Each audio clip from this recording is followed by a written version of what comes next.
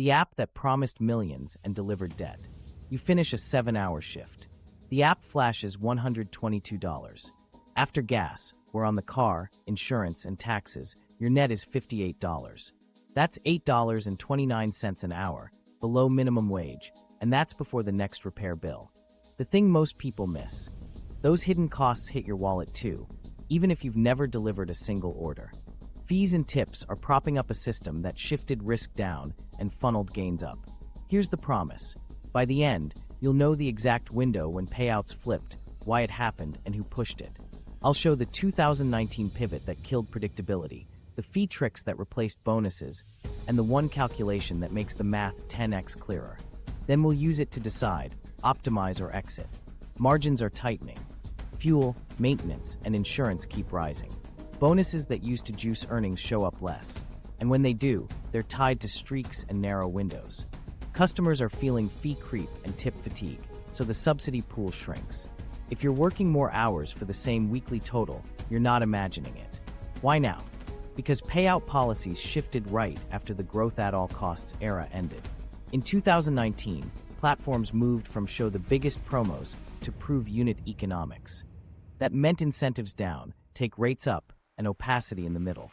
One clear tell: New York City set a rideshare pay floor in February 2019. By April 2002, platform take rates there had climbed sharply. Workers got a floor, platforms clawed back margin through fees and model tweaks. This backstory explains the confusing pay screens, surges that disappear, and why cherry picking suddenly feels punished. Investors reward pricing power and contribution margin, so the apps align to those targets. Workers feel the change first. The press release lands months later. The payoff for you is simple. I'll give you a framework to calculate your true hourly rate and a rule set to protect it. Then you can choose. Optimize your slice, diversify, or walk away. What happened first? At the beginning, the pitch was intoxicating. Be your own boss, set your hours, turn downtime into money. Early adopters felt it. You could sign on after work, stack a few rides or deliveries, and log off feeling like you'd found a cheat code. Here's the shortcut nobody teaches. Those early payouts were subsidized. Venture capital covered promos, guarantees, generous surge multipliers, and referral bounties. The app felt like a money button because investors were buying market share. It wasn't that the unit was wildly profitable. It was that someone else paid the difference. This clicked when three things overlapped for drivers: promo guarantees, visible surge multipliers, and transparent tipping. That combo created a high, predictable hourly. But as IPOs approached, the narrative had to flip from growth at any cost to path to profit. That's when the pivot began. Platforms moved from eye-popping bonuses to managing take rate and contribution margin. Surge went from simple multipliers to opaque dynamic boosts. Clear line items gave way to fee stacking on the customer side and algorithmic batching on the worker side. Tips, once clearly additive, started acting like a subsidy to offset a thinner base. The money flows changed first, then the story followed. Starting in 2019, we saw upfront pricing and less transparent surge. In New York City, a February 2019 pay floor for rideshare created a new baseline. By April 2002, platform take rates in that market had increased notably. The pattern repeated elsewhere in quieter ways. Fewer obvious promos, more quests with conditions, and stronger nudges around acceptance rates and tiers. A quick microstory. A driver I coached averaged $28 per hour gross during the promo era in the same zone and hours. 2 years later, with promos thinner and batching heavier, he averaged $17 gross. He didn't get worse at the job's economics shifted. Base pay wobbled, surge became less predictable, and dead time crept in through slow pickups and off-route seconds hidden inside one headline payout. Once you nail that, everything else clicks. Investor pressure sets the target, product teams tune the payout model, and the algorithm manages your behavior without admitting it. Your counter is measurement and rules. Next, we'll map the players, platforms, investors, policymakers, and show how their incentives turn into the line items on your screen. The players, platforms, investors, policymakers. Let's talk incentives, because they explain what you see on the app. Platforms first. Their scoreboard isn't your hourly. It's growth, engagement, take rate, and a believable path to profit. During the land grab, The metric that mattered was completed orders and active users. After IPOs, the story had to shift to contribution margin per order and positive cash flow. That shift drives three moves: raise effective customer prices, trim average worker payouts per order, and squeeze costs with automation, batching, and tighter dispatch logic. The thing most people miss is how take rate pressure shows up without a flashy pay cut. You get fee layering on the customer side, service, marketplace, regulatory, and temporary surcharges that linger. On your side, base wobbles downward while variable add-ons, peak pay, boosts, quests, get gamified and conditional. The platform can hit a margin target by making your good orders less predictable and your average order slightly worse. It doesn't have to announce anything, it just tunes the model. Now investors. Early-stage capital funds expansion, not profits. The goal is to dominate geographies and habits. Liquidity comes from late-stage rounds or the IPO, not from per-order profits today. But once public, quarterly calls start asking about pricing power, unit economics, and discipline. When executives say, "We're rationalizing incentives and optimizing take rates," the market nods. That approval loop flows straight to your pay screen as promos fade, surges get opaque, and batching soaks up your idle minutes. Here's a concrete timing tell. In February 2019, New York City set a rideshare pay floor. Within the following year, reported platform take rates in that market climbed markedly. Workers saw a floor, platforms clawed back via fees, model tweaks, and access controls. That's the blueprint. When regulation raises one line item, the margin gets recovered somewhere else unless rules include transparency and anti-circumvention guardrails. Policymakers sit in a different seat. They juggle labor protections, consumer costs, and local politics. The classification debate, employee versus contractor, decides who covers payroll taxes, workers' comp, unemployment insurance, and whether pay floors attach to time. Platforms argue flexibility will vanish if workers become employees. Workers argue flexibility without predictability is a trap. Cities try to impose pay floors and transparency. States chase harmonization. Federal agencies wrestle with classification clarity. Enforcement varies, and loopholes open fast. The app's responses to policy aren't random. If a city mandates minimums for active time, platforms tighten access during slow bans so idle minutes don't count. If rules require upfront pay and distance, the app improves disclosure but may crop maps or change how tips display. If local floors bite too hard, dispatch gets routed to adjacent zones or hours where guarantees don't apply. The software makes policy feel optional unless the policy is designed with availability credits, true-ups, and auditable logs. Where do workers sit in this triangle? You carry asset risk, depreciation, maintenance, tires. You carry time risk, waiting, dead miles, slow kitchens. You carry compliance risk, insurance gaps, background checks, and deactivation with limited appeal. Your levers are when and where you work, what you accept, and whether you multi-app. Platforms design around those levers with acceptance nudges, tiered perks, and streaks that make discretion costly. Investors reward the outcome when the numbers improve. Policymakers try to set floors that don't crash availability. You're optimizing inside a system designed to keep your average tight. Now here's the part that clicks. Timing creates the squeeze. Investor guidance shifts first. Platforms test new pay models and dispatch logic next. Policymakers react after the fallout becomes visible. Workers feel the change immediately. Longer hours for the same weekly total, streaks that eat your best minutes, and more reliance on tips to bridge a thinner base. The pattern is consistent. Predictability falls so margins can rise. Your counter is measurement and rules. Track your true hourly by window and zone. Price friction, parking, stairs, returns, into your thresholds. Break streaks that sink your per minute. If local floors exist, log lockouts and idle minutes to see how access throttling affects your average. If they don't, set stricter minimums and compress into profitable micro windows.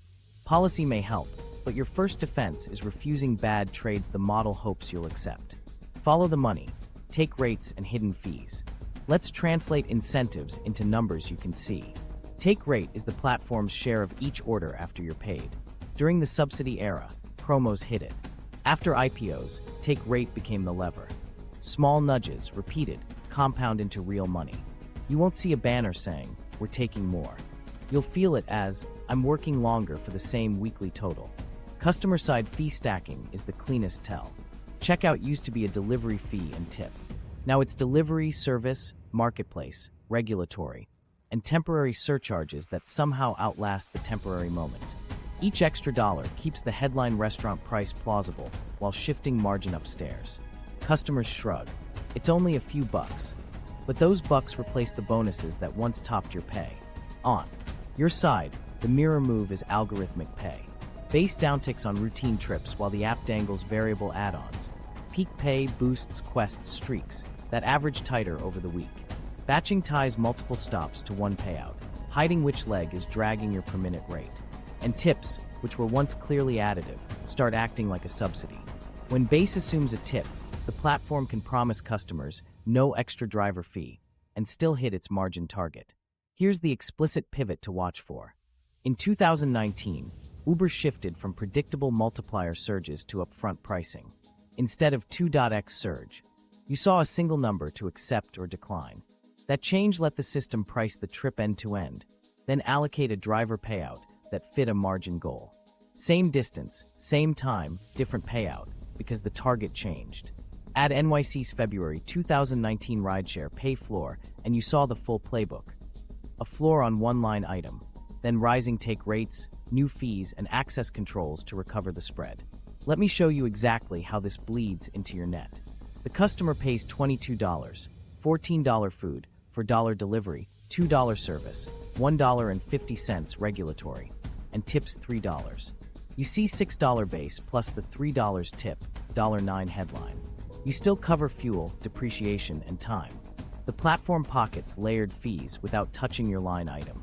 Scale that across a shift, and it explains why gross looks steady while net slides.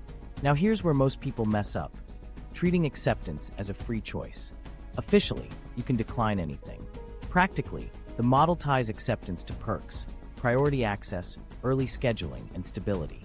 Drop your acceptance too far and pings slow, or you get pushed toward dead miles. That keeps you online longer for the same money while preserving the illusion of flexibility. Psychology carries this further. Dynamic heat maps and countdown timers compress your decision window. Bright zones in busy area, alerts raise your heart rate. Variable rewards, an occasional $24 unicorn sandwiched between $6 grinders, make you overestimate the average. You remember the jackpots and forget the idle minutes. That's not an accident. It's shaped to keep your time risk off the platform's books. Batching deserves a hard rule.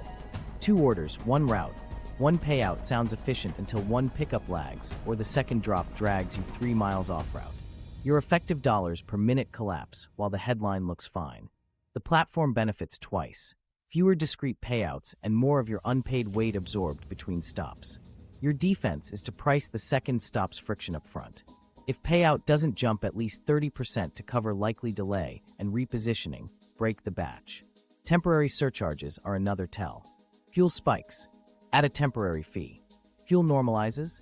The label changes or folds into operating costs. On earnings calls, that's pricing discipline. On your side, it's another month where peak pay never quite restores the old floor.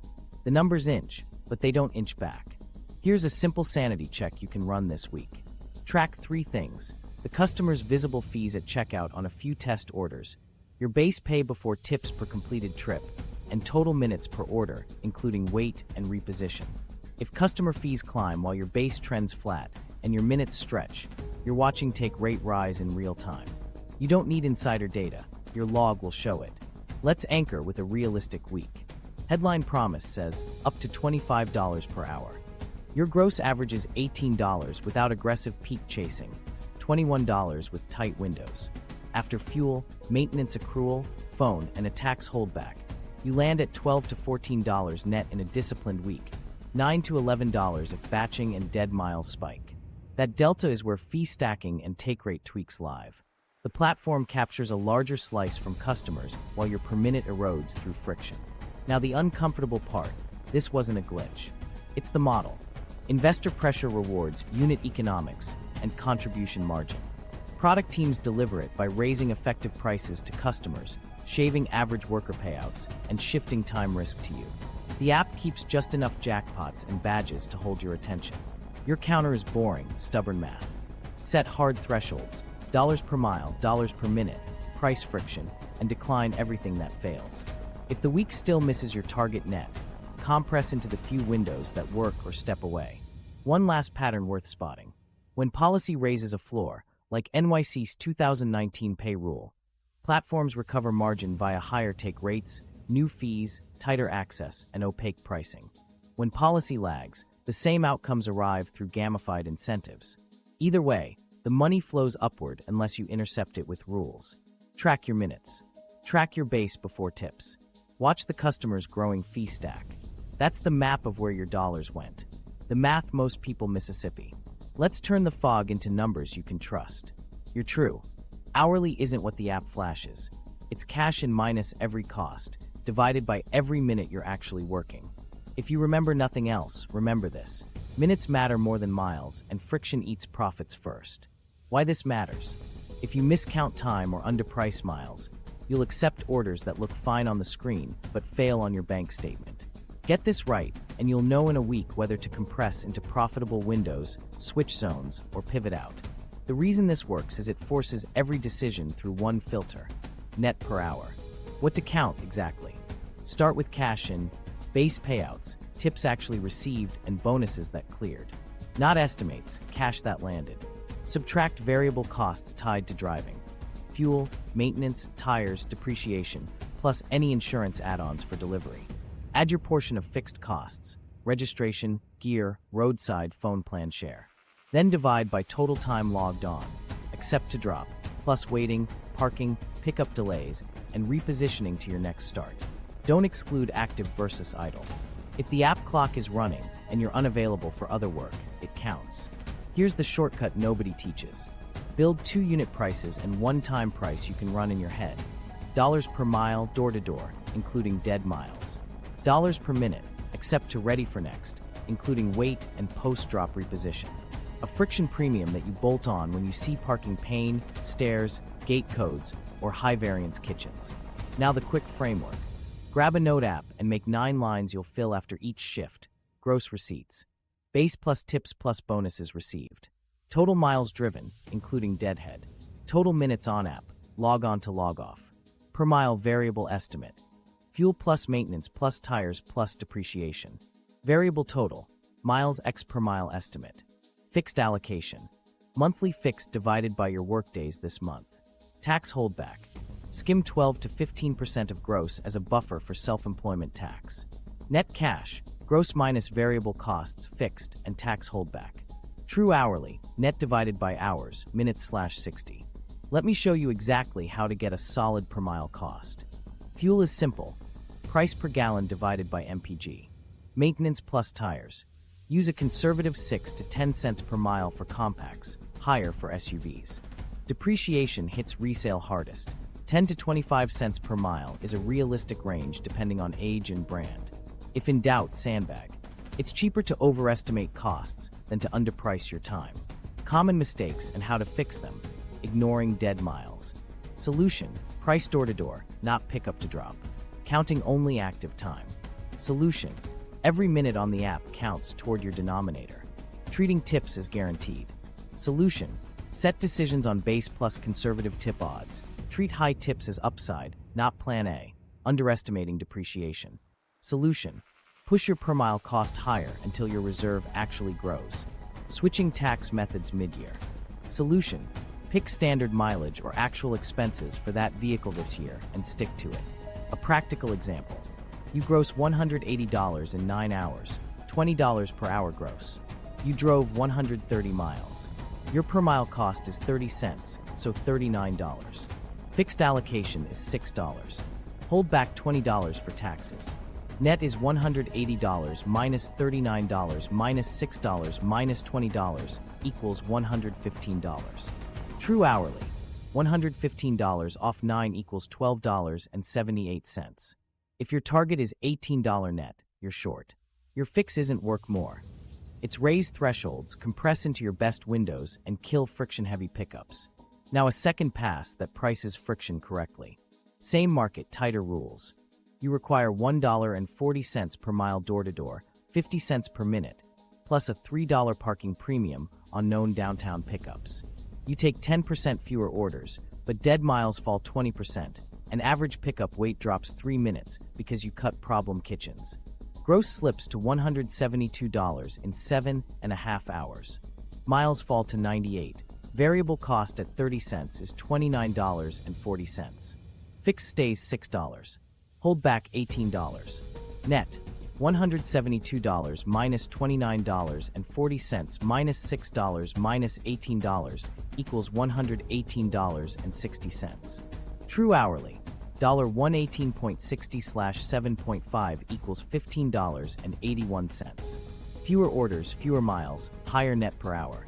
That's the point. Here's how to lock it in over 7 days. Track every order's payout, miles door to door, and minutes accept to ready for next. Tag friction, parking, stairs, gate, kitchen delay. Each night, compute true hourly and list your top 2 windows and 1 zone to avoid tomorrow. At week's end, cut the weakest window, double down on the 2 strongest, and raise thresholds by 5 to 10% if you're still under target. If you remember nothing else, remember this: thresholds beat hustle. Dollars per mile, dollars per minute, friction premiums, and 7-day audits turn the black box into decisions you control. The pivot date, when the payout model changed. Let's pay off the promise. There was a clear window when predictability died and margin discipline took the wheel. The pattern clustered around 2019. 2 linked shifts tell the story. Platforms moved from transparent surge multipliers to opaque upfront pricing, and regulators in key markets raised floors that platforms offset with higher take rates and new fees. Here's the moment that clicked. In early 2019, Uber rolled out upfront pricing widely. Before that, a 2.x surge meant you and the customer saw the same multiplier: clean, proportional, predictable. After upfront pricing, you saw a single offer number with a countdown clock. The platform priced the trip end-to-end, then fit your payout to a margin target. Same distance, same time, different payouts across identical routes because the target moved, not your value. That variability crushed your planning power and made cherry-picking riskier. Now pair that with policy. In February 2019, New York City established a rideshare pay floor. Workers gained a minimum tied to time and distance. Within the next year, reported take rates in that market climbed meaningfully. The floor raised one line item. Platforms clawed back through fee layering, model tweaks, and availability controls. It wasn't a glitch, it was the blueprint. Where rules pushed up on pay, the system lifted revenue elsewhere or narrowed access during soft bans so idle minutes didn't trigger guarantees. Investors amplified the timing. Post-IPO, earnings calls pivoted from category leadership to unit economics, pricing power, and contribution margin. Every time executives emphasized rationalizing incentives, promos dipped, surges became color instead of math, and batching absorbed more of your unpaid weight. The market applauded discipline. The app quietly tuned your average down while keeping a few jackpots to hold your attention. DoorDash, Instacart, Uber, Lyft, different products, same arc, fewer obvious bonuses, more quests with conditions. Acceptance nudges tied to tiered perks that made discretion expensive. Upfront pay that hid how much was tip versus base until after acceptance. Customer checkouts that went from 1 or 2 fees to a stack. Delivery, service, regulatory. Temporary fuel that lingered past the spike. Each change looked small in isolation. Together they reset the mean. Why did this matter so much? Predictability is your planning tool.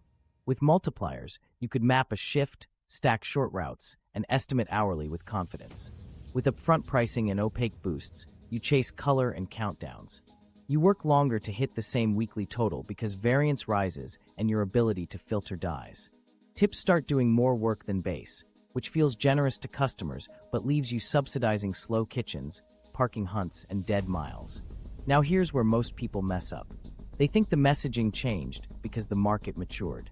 The money moved first, the story caught up. When investor guidance rewards margins, product teams retune pay models. When policy adds floors, code routes around idle time exposure.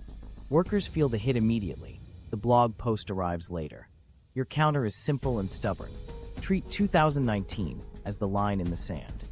Anything after that gets your thresholds, not your trust. Require dollars per mile and dollars per minute that reflect your real costs. Price friction, parking, stairs, returns, before tapping accept.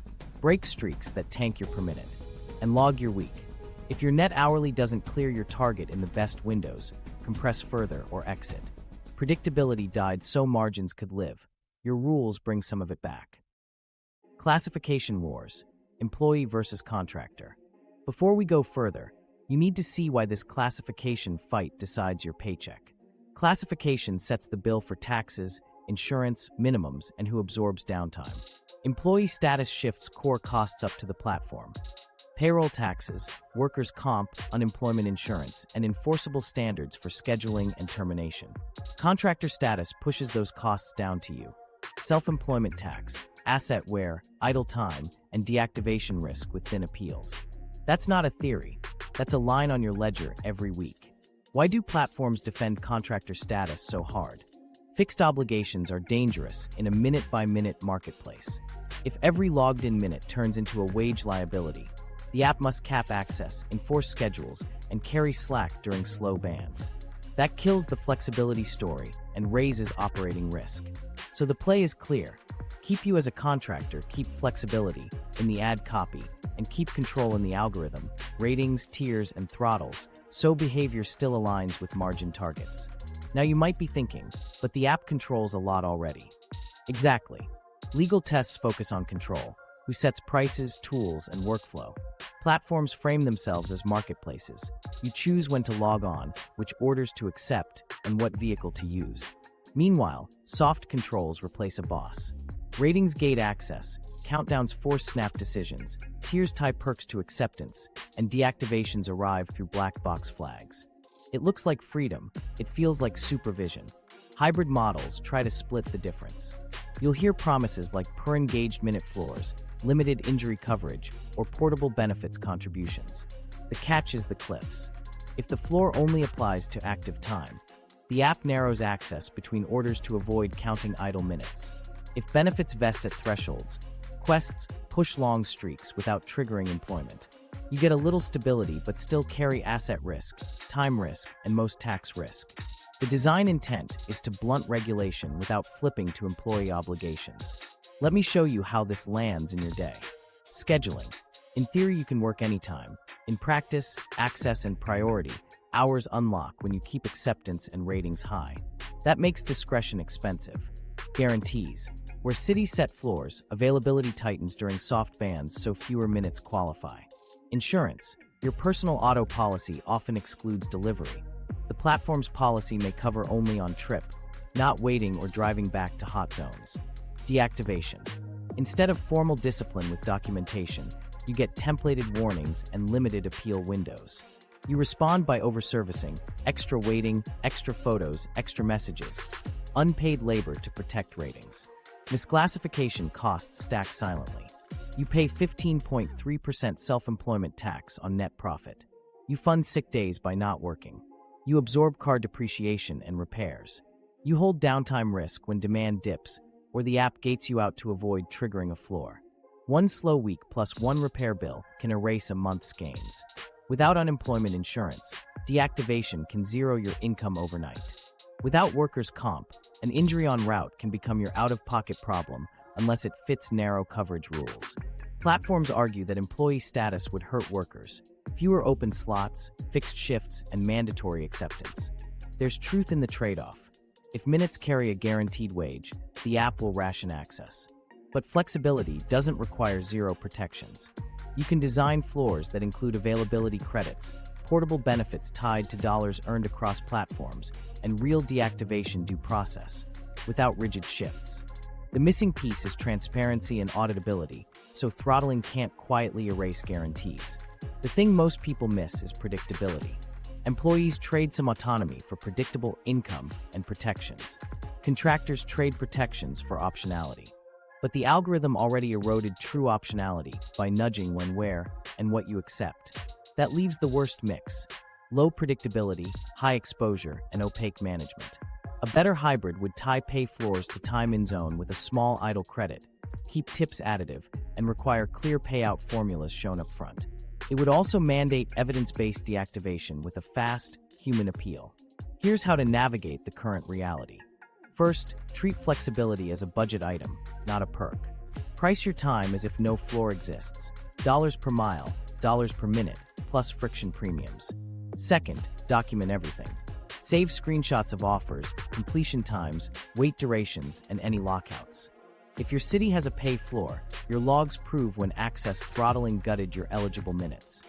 Third, plan insurance intentionally. Get a delivery endorsement or commercial light coverage. The cheapest personal policy often excludes the work you actually do. Fourth, set reserves. Skim 12 to 15% for taxes weekly and 10 to 15 cents per mile for repairs and depreciation. These two cushions buy you choices when the app tightens access or a repair hits. If you're in a market-debating classification, push for 3 guardrails. Upfront pay transparency that shows base, estimated tip, distance, and minutes. Availability credits so limited idle time counts toward guarantees. And deactivation due process with evidence access and rapid, independent review. Without those, floors turn into lockouts and opacity, and the cost shift remains. If you remember nothing else, remember the cost center map. Employee status shifts payroll taxes, unemployment insurance, and injury costs up. Contractor status pushes them down. The algorithm keeps control regardless. Until policy reassigns costs and forces clarity. Your defense is thresholds, documentation, and reserves. Measure your real hourly, price your friction, and refuse trades that convert your flexibility into unpaid risk. That's how you keep optionality while protecting your net. Algorithm as boss, control without employment. Okay, so the tricky part is this. The platform has to steer thousands of independent workers toward its targets without saying it's managing anyone. Code replaces bosses. Ratings, countdowns, tiers, streaks, and throttles do the same job a shift supervisor used to do, only faster, quieter, and harder to question. Start with ratings and deactivation. A 5-star scale sounds simple until you learn that anything below perfect drags you. One slow kitchen or a customer who hides behind "order not delivered" and your average dips. Then your queue thins. You're not fired, you're starved. The consequence of doing it wrong is subtle first. Fewer high-margin pings, then blunt. Deactivation with canned emails and a narrow appeal window. Your defense is a process, not heroics. Time-stamped photos, one clear arrival message, a standard wait cutoff unless the payout justifies more time. Now dynamic steering. The app doesn't need to say, "Go here now." It colors a heat map, pings busy area, or shows "earn an extra $3 in this zone," and your feet move. If they need drivers in Zone A, surge lights up while your pings in Zone B fade. If they need low-margin orders cleared, a quest appears. Complete 6 by 2 p.m. for $12. You think you're choosing. You're responding to a nudge designed to smooth their backlog. Acceptance rate nudges convert your freedom into a cost. Officially, you can decline anything. Practically, perks unlock above certain thresholds. Early access to scheduling, priority dispatch, and supposedly more high-paying offers. Drop below, and the app withholds those perks, slows pings, or routes you toward longer pickups. You're not forced, but you're paying a hidden tax to keep discretion. The shortcut nobody teaches. Treat tiers as a trade, not a trophy. If the perk doesn't raise your net per minute, it's decoration. Quests and streaks are the glue that keeps you on through the worst minutes. Do 10 for $15 looks like a cherry on top, until Order 6 adds a 12-minute pickup and Order 8 drags you 3 miles off route. Strong incentives? Sometimes. More often, they're placed to fill shoulder hours and ugly routes. The reason this works is variable reward psychology. You get a win just often enough to forget the friction. Near misses keep you online. Offer framing presses your decision window. A countdown clock ticks. A cropped map hides the full return path. A highly rated customer tag shows. Your brain flags it as safe. But safe for who? The app has the full forecast. Driver density, prep time variance, surge elasticity. You have a price, a few seconds, and partial information. If you had the same data, you'd skip more low-margin trips, which would raise their dispatch costs. Information asymmetry isn't an accident. It's a control surface. Throttling is the quiet stick. Decline a string of marginal orders and watch your queue cool. You'll see fewer pings or get nudged into farther pickups. It feels like the market slowed. Sometimes it did. Often, the system is channeling you back into acceptance. You're not punished explicitly. Your opportunity set shrinks until you play along. When policy floors exist, throttling also manages liability. Limit access during soft bans so idle minutes don't count toward guarantees. Appeals live in the black box too. A flag for lateness or missing items routes to forms, not humans. You upload proof, then wait. Without transparent thresholds, you overcorrect. Extra photos, extra messages, extra waiting. That's unpaid labor you're adding to protect against future flags. It shows up nowhere on the pay screen, but drains your per minute. Once you see the pattern, your moves get simple. First, write your own rules. Minimum dollars per mile door-to-door and minimum dollars per minute except to ready for next. Add friction premiums for parking, stairs, gates, or known slow. Kitchens. Second, slow the countdown. Count to 3, check directionality, and assume worst-case repositioning if the map is cropped. Third, break streaks on purpose. A $15 quest that adds 40 minutes isn't a bonus, it's a pay cut in disguise. Fourth, protect ratings with process, not overwork. One arrival ping, a 5-minute grace, proof photos, then move unless the payout justifies the wait. Common mistakes to avoid. Chasing heat map color without verifying payout per mile and per minute. Worshipping tiers that don't move your net. Believing low acceptance permanently ruins your account. Anchoring decisions on best-case tips, and treating batching as efficient by default. Batches only work when both stops fit your loop and your per minute holds after adding likely wait and return. Here's a quick test to run this week. For every accepted offer, log 3 numbers. Payout, door-to-door miles, and minutes from accept to ready for next. Tag obvious friction. Parking, stairs, gate code, slow kitchen. Each night, compute dollars per mile, dollars per minute, and note which nudges trapped you. Streak pressure, cropped map, or priority bait. After 7 days, cut your worst window, raise thresholds by 5 to 10%, and delete your 3 most time-toxic restaurants for a week. If your net hourly doesn't rise, compress further or step away. If you remember nothing else, remember this. The algorithm is a boss that never writes anything down. Your defense is a written rule you follow every time. Measure, price friction, and refuse bad trades. That's how you turn invisible management into choices you control.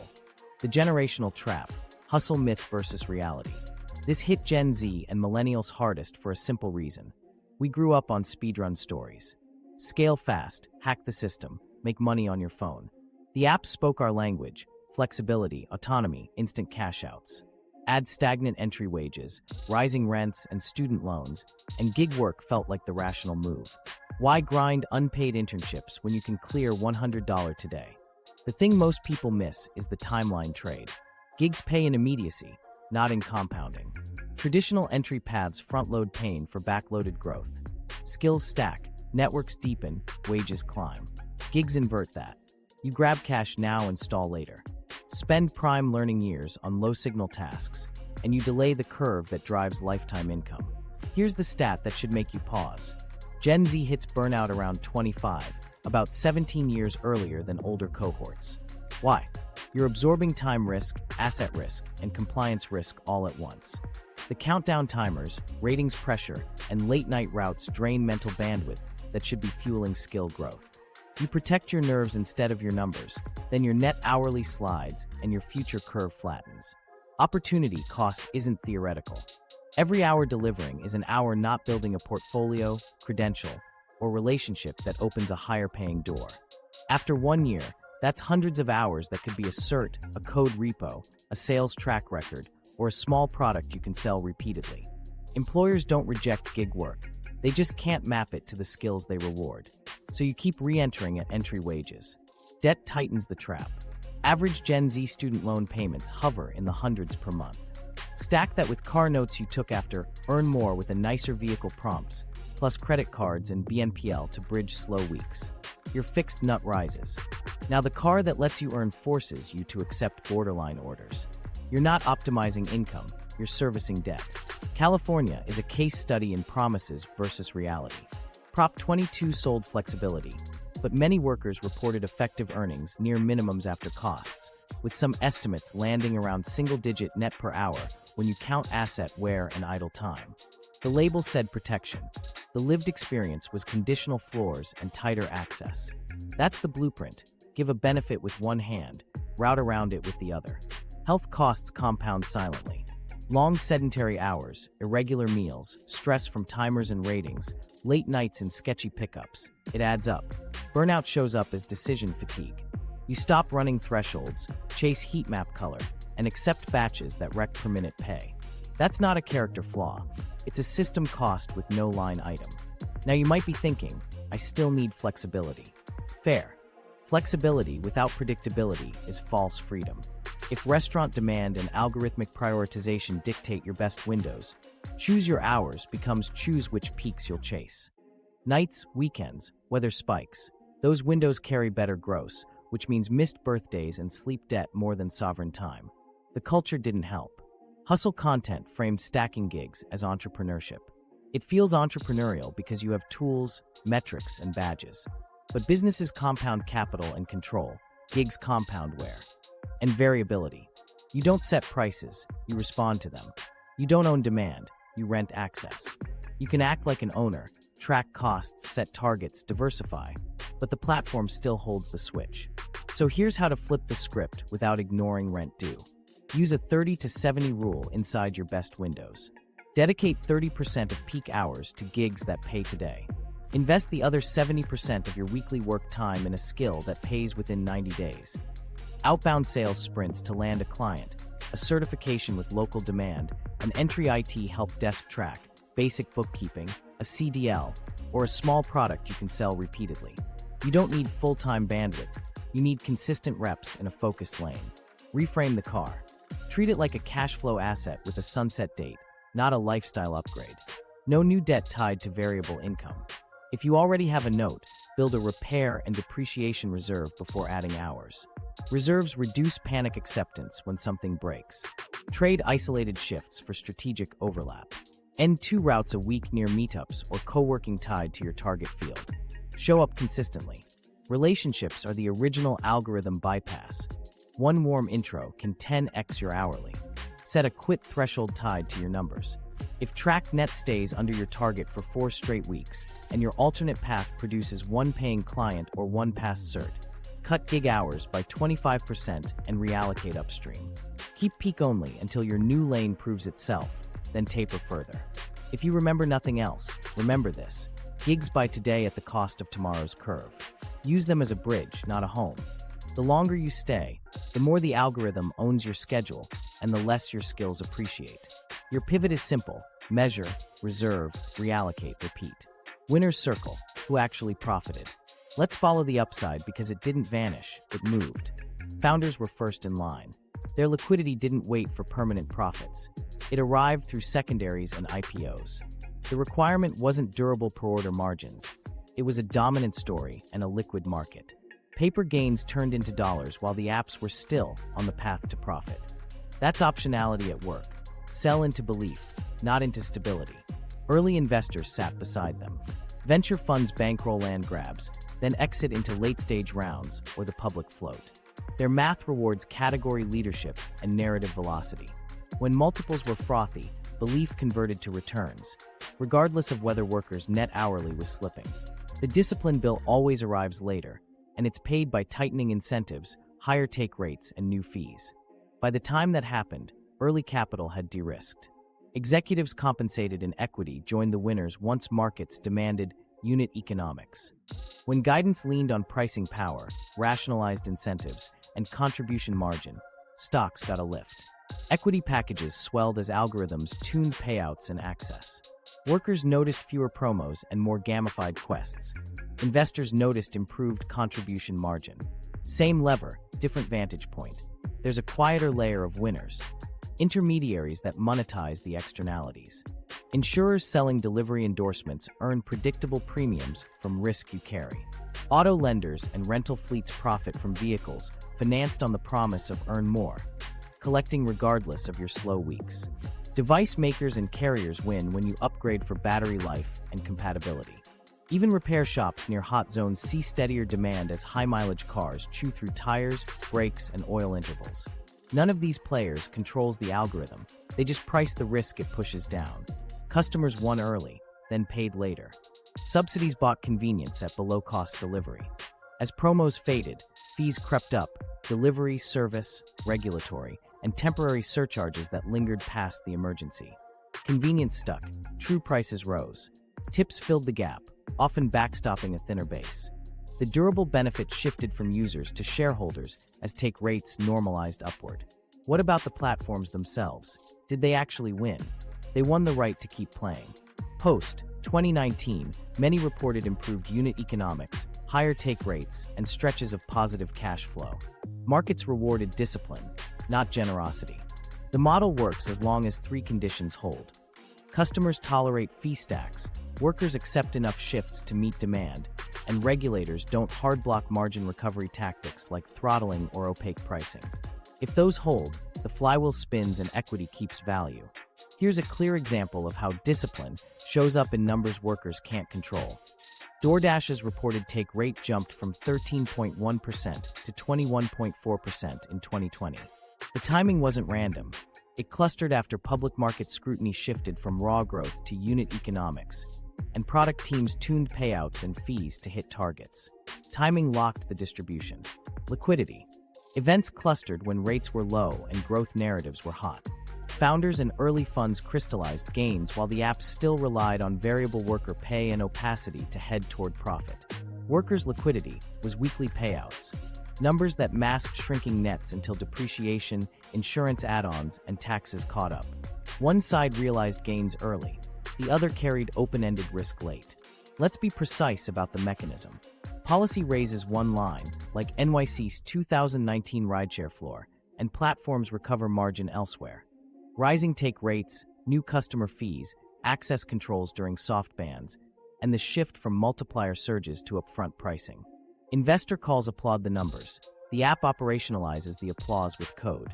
You feel it as more hours for the same weekly total and greater reliance on tips to hit targets. This isn't a morality tale, it's an incentives tale. Capital with exit options beat labor with sunk assets. Optionality 1. Founders could sell. Early investors could rotate.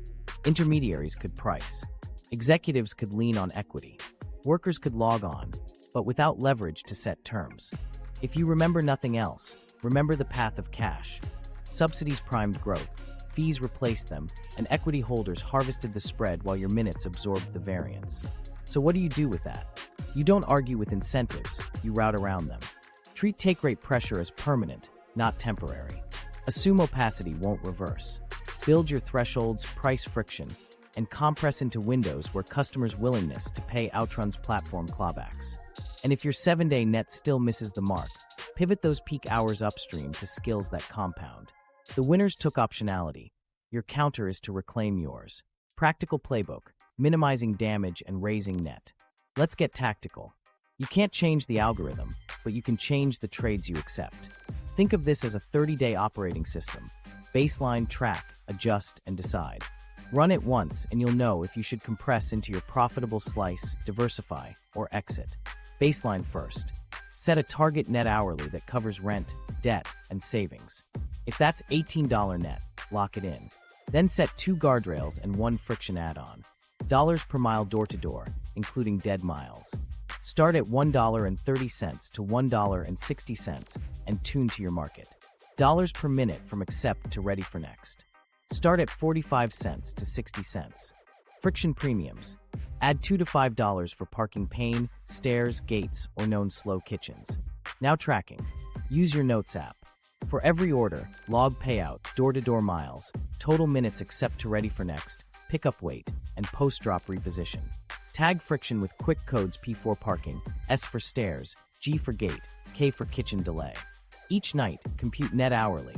Gross minus your per mile cost estimate, minus fixed allocation, minus a 12 to 15% tax skim, divided by total hours on app. Weekly, sort by window and zone to find your top 2 and your bottom 1. Adjust comes next. You'll tune 3 levers: route selection, time windows, and acceptance strategy. Route selection rules: price the whole loop. If you can't see the full map, assume a bad return and require a higher payout. Raise your per mile floor when pickups are long. Lower it slightly when you're in tight clusters with high tip odds. Treat batches as guilty until proven efficient. Accept only when the second stop aligns with your loop and payout jumps at least 30% to cover likely wait and detour. Time windows. Build a market map of money hours by net, not vibes. Lunch 11:30 to 1:30, dinner 5:30 to 8:30, late night if it's safe, and tips hold. After 7 days, delete your weakest window and double down on your top 2. Watch prep bottlenecks. If a restaurant adds 8+ minutes on average, require a friction premium or pause them for a week. Acceptance strategy. Run the 3-second scan. Payout, miles, direction. If one fails, decline without hesitation. Break streaks that sink your per minute. A $15 quest isn't a bonus if it adds 40 bad minutes. Tiers are trades, not trophies. Keep a high acceptance rate only if your measured net per minute rises. If priority doesn't move your net, stop paying the hidden tax. Asset protection is margin insurance. Inflate tires weekly. Underinflation kills MPG and tread. Route to consistent, cheaper fuel on your loop. Schedule oil every 5 to 7K miles and rotate tires every 6 to 8K. Skim 10 to 15 cents per mile into a repair and depreciation reserve. On insurance, price a delivery endorsement or commercial light policy. The cheapest personal plan often excludes what you're doing. A denied claim is the most expensive savings you'll ever buy. Tax positioning keeps wins from evaporating. Pick mileage or actual expenses for the vehicle and stick with it all year. Track miles with an app or clean odometer logs. Skim taxes weekly so you never borrow from the IRS. Save digital receipts in a labeled album. Phone mounts, bags, tolls, parking, wipers. Sloppy records turn decent weeks into April surprises. 2 quick examples to lock this in. Example 1. An 11-mile, 32-minute order paying $18 looks fine at $1.64 per mile and 56 cents per minute. If it drops you into a cold zone that adds 12 unpaid miles back, your true per mile falls to $1.13 and your per minute collapses. Price the return or skip it. Example 2. 2-stop batch paying $14 for 7 miles seems solid until the second pickup adds 9 minutes and the drop pulls you 3 miles off your loop. Unless payout jumped 30% to cover delay and detour, your per minute is toast. Decline the second, take the first, and stay in your triangle. Here's your 7-day experiment. Days 1 to 3 run as usual but log everything. Days 4 to 7, enforce thresholds and friction premiums. At the end, compare true hourly and total minutes online. If net rises 10% or more, and you save at least 45 minutes, you've proven the system. Keep thresholds or raise them by 5% next week. Decision rules keep you honest. If your 7-day net is within 5% of target, keep your windows and raise thresholds by 5% to test headroom. If you're 5 to 15% below, delete the weakest window, extend your top 2 by 30 minutes, and drop your 3 worst kitchens. If you're over 15% below after 2 disciplined weeks, go peak only and reallocate freed hours to a 90-day skill lane. Outbound sales sprints, a local demand cert, IT help desk, bookkeeping, trades apprenticeship, or CDL. If a repair would 0 a month, pause shifts, protect capital, and rebuild your reserve before returning. Common mistakes and fixes. Chasing heat map color without checking dollars per minute. Fix. Numbers first, color second. Driving hope miles to hot zones. Fix. Only reposition when last 3 orders in that. Zone cleared your thresholds. Overfitting to jackpots. Fix. Judge by weekly averages, not unicorns. Ignoring taxes. Fix. Skim every week, not at month end. Fast wins you can do today. Raise both thresholds by 10% for 48 hours and track net. Fewer orders, better minutes usually wins. Cut restaurants that add 8+ minutes on average for 1 week. Your per minute jumps instantly. End shifts near your next obligation, gym, class, meetup. So repositioning serves your life, not the app. Finally, integrate multi-apps without chaos. Pick a primary and a backup. Never accept on both. Use the backup to fill lulls only if it clears your thresholds after friction. Long pickups on the backup that block your primary's best window are a hidden tax. Skip them. Run this playbook for 30 days. Either your net climbs while your minutes fall, or the data tells you to compress further or pivot. Both outcomes are wins. Your job isn't to beat the algorithm. It's to refuse bad trades, protect your minutes, and move your best hours where compounding exists. Policy levers and better models.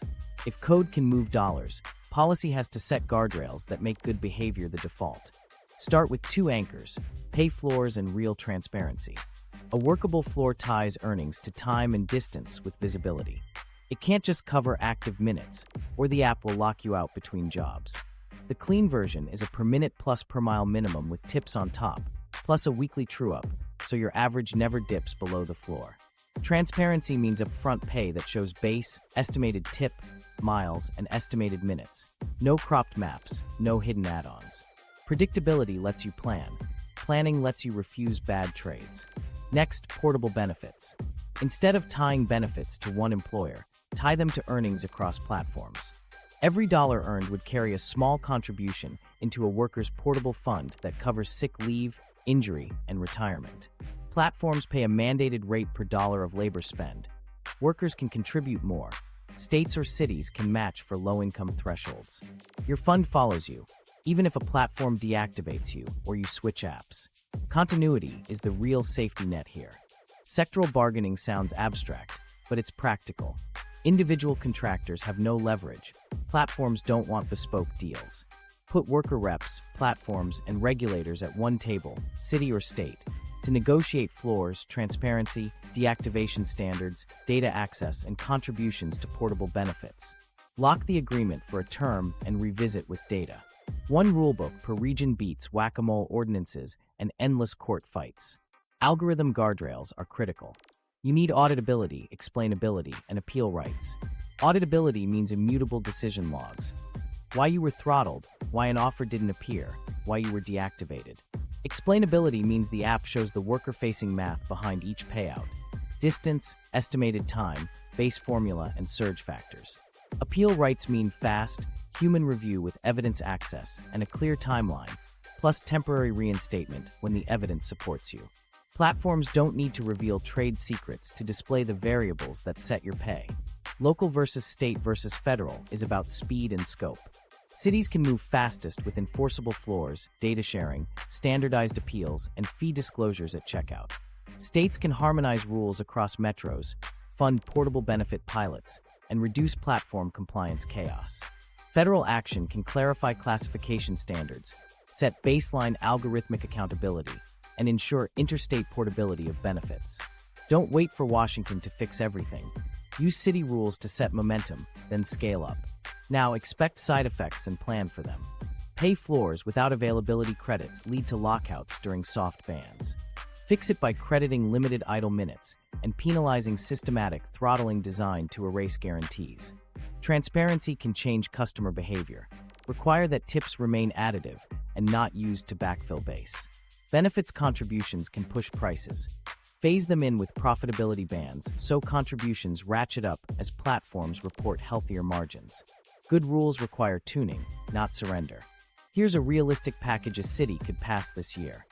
Upfront pay transparency that shows base, tip estimate, miles, and minutes before acceptance. A pay floor that blends per minute and per mile minimums, includes a small availability credit, and true-ups weekly. Deactivation due process with evidence access, rapid human review, and optional third-party arbitration. Data access so workers can export their histories, including offers shown, accepted, and declined with timestamps.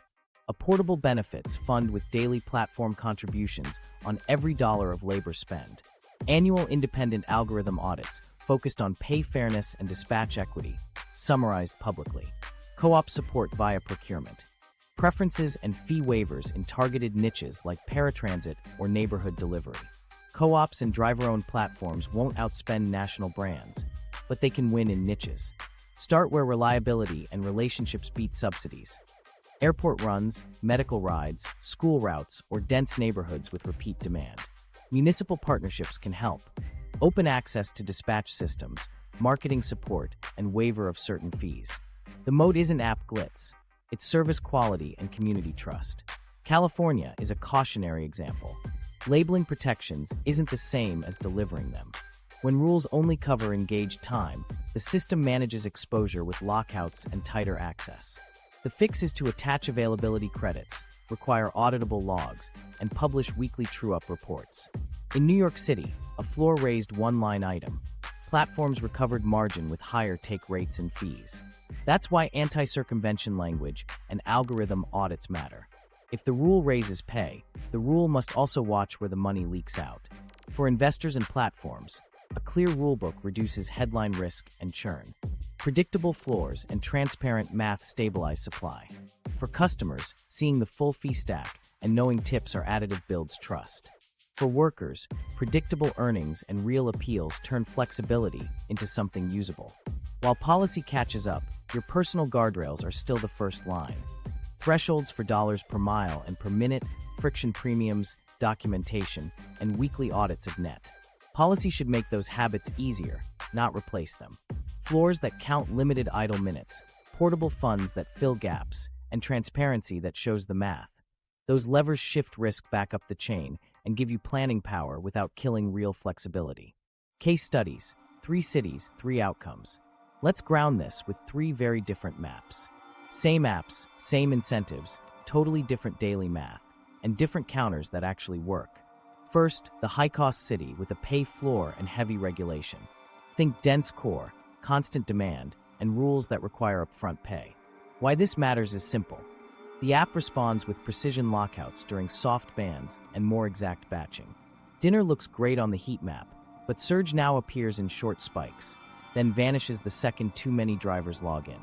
The floor lifts bad hours for engaged time, but idle minutes get pushed off the books. Practically, you win by compressing into micro windows.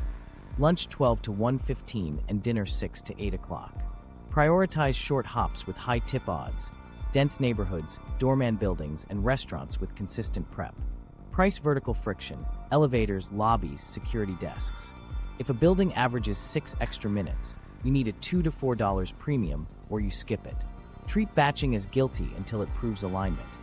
Accept only when both stops are on your loop and the payout jumps enough to cover the added weight. Track lockout patterns. If you see throttling 15 minutes before the lull, you shift your start later, so more minutes count. Your rule here is ruthless. Fewer miles, more floors, tighter windows, and a friction premium for every elevator and parking dance. Now the mid-market city with a small downtown and patchy rules. There's no strong floor. Parking is a quiet tax, and crosstown trips look great on gross, but destroy your return route. Without strict mandates, the app leans harder on streaks to fill shoulder hours and on dynamic boosts to steer you. Your advantage is space. Design triangles that minimize dead miles. Suburb A to mall cluster to hospital district and back. Build 2 dominant loops with easy and out parking and predictable prep. The no parking premium rule is your edge. If a pickup is known for circling or paid garages, require an extra $3 to $5 over your usual threshold. Use lunch downtown only when loading zones open up and enforcement is light. Dinner? Stay just outside the core where curb access is simple and tips still land. Batches look tempting here, but if the second stop pushes you off your loop by more than 3 miles without a paid return, decline unless payout jumps at least 30%. The acceptance strategy is conservative. 3-second scan for payout, miles, direction. Decline on a single fail. Run weekly zone audits to find ghost friction. That 9-minute lobby wait you never priced, and either add a premium or ban that spot for 7 days. Your mantra: loops beat lines, parking is a cost center, and streaks don't buy back lost minutes. Finally, the suburban spread: wide roads, strip malls, cul-de-sacs, and demand that breathes. Dead miles are the tax. The app improves efficiency with batching, but that second pickup adds a 5 to 9-minute lag and drags your drop sequence off route. The psychological trap is the $16 headline on a 2-stop run that quietly pays $8 per stop across 45 minutes. Your defense is brutal directionality. Build mini-hubs. 3 to 5 restaurants that fire on time with a delivery radius under 2 miles. Late night can sing because traffic vanishes and tips hold, but safety and visibility matter. Pick well-lit pickups and avoid zigzagging for one hot patch. Enforce a 10% dead mile cap. If unpaid reposition exceeds 10% of paid miles, the offer fails unless payout compensates. When you can't see full maps, assume worst-case returns and raise your per-mile floor accordingly. On weekends, shrink shift length and add a buffer for sports traffic or mall congestion. Your quick wins are strict thresholds, cluster discipline, and a hard orphan drop rule. No cul-de-sac more than 2 miles off the loop unless payout jumps 30% and the return is paid. What changed after local rules in each? In the high-cost city, pay floors and transparency raised the bottom and improved upfront numbers. The side effect was more precise lockouts and batching during soft periods. Drivers who tracked net saw predictability in peaks but trimmed flexibility, so they compressed into micro windows and priced vertical friction. In the mid-market, partial disclosure helped choosability a bit, but without floors the app still leaned on streaks to fill gaps. Drivers who added parking premiums and built directional loops beat vibes consistently. In the suburbs, with minimal mandates, batching intensified. Drivers who enforced a dead mile cap, built hubs, and rejected off-route seconds kept net stable. Map chasers bled minutes. Portable lessons you can use anywhere. Identify your bottleneck. In dense cores, it's idle time and vertical friction. In mid-markets, it's parking and return routes. In suburbs, it's dead miles and missequenced batches. Solve the bottleneck first. Price friction. Elevators, parking, stairs, gates. Attach $1 premium or skip the order. If it doesn't clear your friction price, it doesn't clear at all. Build window discipline. Ride guaranteed minutes in regulated peaks and bail at the first lockout hint. In unregulated markets, prune your weakest hour weekly. In suburbs, run shorter, sharper shifts centered on your best hubs. Treat batching as guilty. Accept only when both stops align with your loop and your dollars per minute hold after adding likely wait and detour. Track invisible minutes by zone for 1 week. Avoid the 3 worst offenders. You'll see a 20 to 30% swing in true hourly without adding hours. Same apps, same incentives. Different cities, different traps. Your job is to spot the trap your city sets, then write rules that make it pay you anyway. What most people miss, checkpoint. If you remember nothing else, remember this. Your power isn't gross, it's net per hour, including every invisible minute the app doesn't pay for. The number on the screen is a teaser. The number after fuel, where insurance, taxes, parking, stairs, and dead miles is the truth. That truth decides whether you compress into profitable windows or pivot out. The thing most people miss is time leakage. Not just obvious deadheading, but micro-frictions that vanish in memory. Circling for parking, lobby waits, elevator rides, gate codes, 5 minutes at the counter that turns into 15, messaging customers for access, and repositioning to a sane starting point after a bad drop. Those minutes aren't a rounding error, they are the margin. If you don't count them, you'll think a $10 run was fine when it actually dragged your per minute underwater. Here's the shortcut that saves people fast, the 30-day track and decide rule. For 30 days, log 3 numbers for every accepted job, payout, door-to-door miles, minutes from accept to ready for next. Plus 1 friction tag if there's parking, stairs, gate, or a slow kitchen. Once a week, compute your true hourly with the framework we built. Gross minus variable per mile costs, minus fixed allocation, minus a 12 to 15% tax skim, divided by total hours on app. Then make 2 moves, 1 cut and 1 bet. Cut your weakest window or your most time-toxic zone.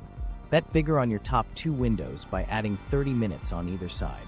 You're forcing your schedule to match your money, not your habits. Don't let streaks and tiers override math. Quests are engineered to keep you online through the worst minutes. If order 3 drags your per minute below your threshold, break the streak. Tiers are trades, not trophies. Keep them only when your measured net per minute rises. Otherwise, you're paying a hidden tax for a badge. 2 traps to avoid this week. First, chasing heat map color without verifying dollars per mile and dollars per minute. Color sells you urgency. Numbers show you profit. Second, treating tips as guaranteed. Tips are variable. Base and time are certain. Price your accept on base plus conservative tip odds, and let good tips be upside, not scaffolding. Your checkpoint today is simple. Set 2 thresholds, dollars per mile door-to-door and dollars per minute accept to ready for next, and add friction premiums for parking, stairs, gates, or known slow kitchens. For 7 days, decline anything that fails either threshold. If your net doesn't improve, raise the thresholds, not your hours. Predictability died in 2019 so margins could live. Your rules bring some of it back. Results view, implementation, and quick wins. Let me show you exactly how this lands when you run it for real. A driver I coached logged everything for a week. Day 1 looked solid on gross, $192 in 8 hours. But true hourly landed at $13.40 after fuel, where fixed allocation and a tax skim. His invisible minutes were everywhere. 5 downtown pickups with brutal parking, 2 batches that added 10 minutes of extra wait, and a cold drop that forced a long return.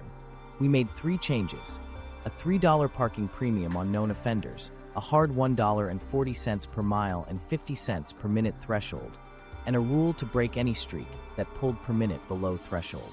Week 2, same total hours, net moved to $16.90. Week 3, with windows trimmed and dead miles down 22%, he hit $18.10 while shaving 90 minutes off total time.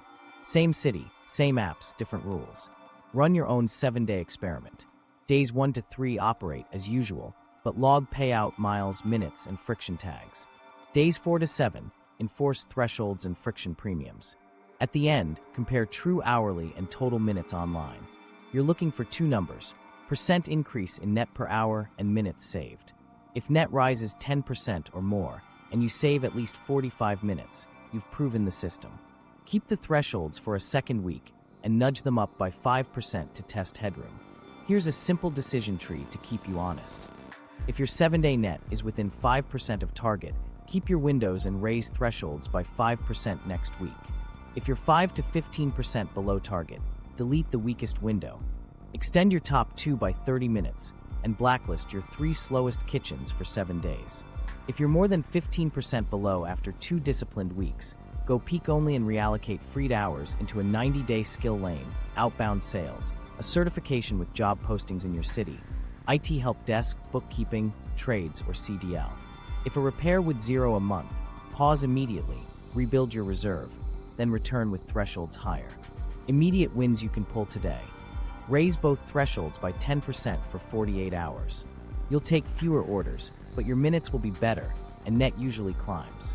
Cut restaurants that add 8+ average minutes for 1 week. Your per minute jumps because you removed a friction sink. End shifts near your next obligation, gym, class, meetup, so repositioning serves your life, not the app. 2 micro stories to lock this in.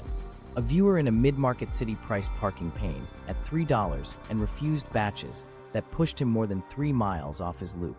He cut acceptance from 84% to 58%, lost a priority badge, and still raised net from $12.60 to $16.20.